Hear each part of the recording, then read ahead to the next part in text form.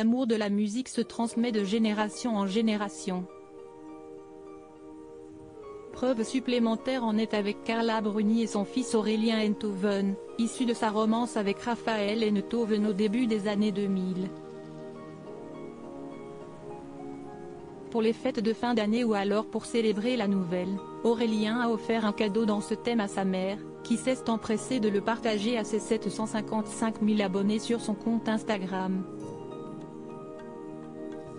Merci Aurélien Enthoven pour ce merveilleux cadeau, a-t-elle écrit en légende de cette story sur le réseau social, tout en taguant le compte de son fils.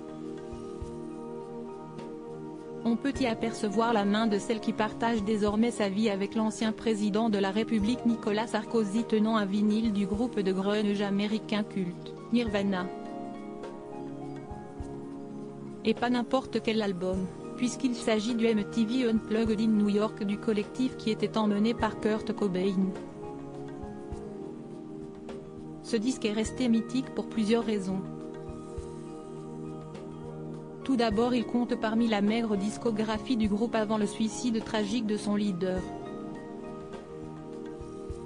Il a également été enregistré en une seule prise dans les studios Sony Music de New York, une prouesse au vu du rendu final d'une grosse 50aine de minutes.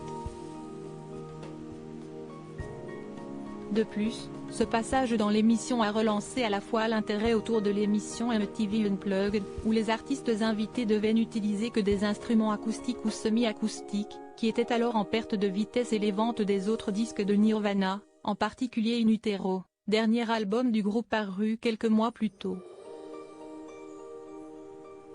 Cet effort est d'ailleurs devenu immédiatement l'album posthume le plus vendu au monde et s'est écoulé à un peu moins de 7 millions d'exemplaires à ce jour.